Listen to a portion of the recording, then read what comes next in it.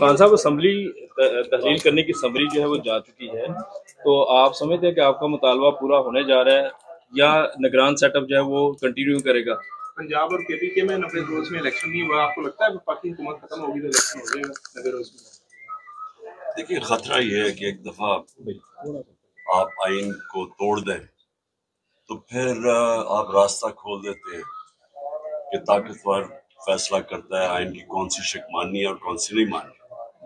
تو یہ خدشہ ہے ہمیں، کیونکہ 14 مئی کو آئین کے مطابق سپریم کورٹ کے مطابق الیکشن ہو جانا چاہیے تھا پنجاب، لیکن دیکھا کسی ابھی یہ جو کیئر ٹیکر گورنمنٹس ہیں یہ غیر آئینی ہے، ان کا کوئی آئین کے اندر کوئی گنجائش ہے ہی نہیں کہ 90 دن کے بعد کیئر ٹیکر گورنمنٹ چلے.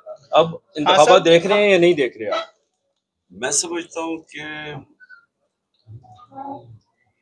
پاکستان کے لیے تو صرف ایک ہی راستہ ہے، جو جس طرح ہم پولیٹیکل اور معاشی طور پہ ہم ایک دلدل میں پھنس گئے، صرف راستہ صاف اور شفاف الیکشن. بس جب جو اس سے ہٹے گا وہ ملک کے لیے مزید اور مشکلات پیدا کر دے گا. ہاں صاحب، اس بات میں کتنی سچائی ہے کہ اس بات میں کتنی حقیقت ہے کہ پی ٹی آئی کو 3-4 موقع ملے الیکشن کے اور انہوں نے ضائع کیے؟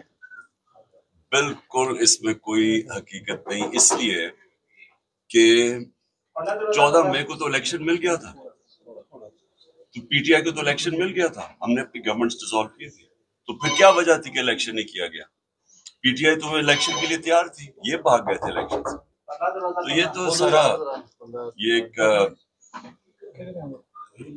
دھوکہ تھا کہ ہم آپ کو الیکشن دے رہے ہیں لیکن الیکشن دینا نہیں چاہتے. خان صاحب اگر آئین کے مطابق 14 مئی کو الیکشن نہیں دیا انہوں نے تو پھر کون سے انہوں نے کہہ رہے ہیں کہ جی موقع ملے تھے. خان صاحب آپ کس کو وزیر اعظم نامزد کرتے ہیں؟ نگران وزیر اعظم کس کو نامزد کریں گے؟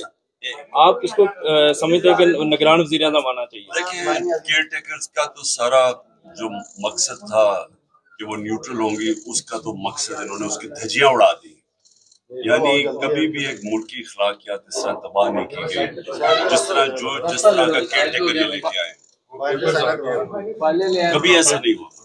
ہارون رشید صاحب نے کہا ہے کہ آپ کو شاہ قریشی پہ بھی اعتبار نہیں ہے، اس وجہ سے آپ کو اعتبار نہیں ان کے اوپر؟ کہا ہوگا، یہ میرا نہیں خیال.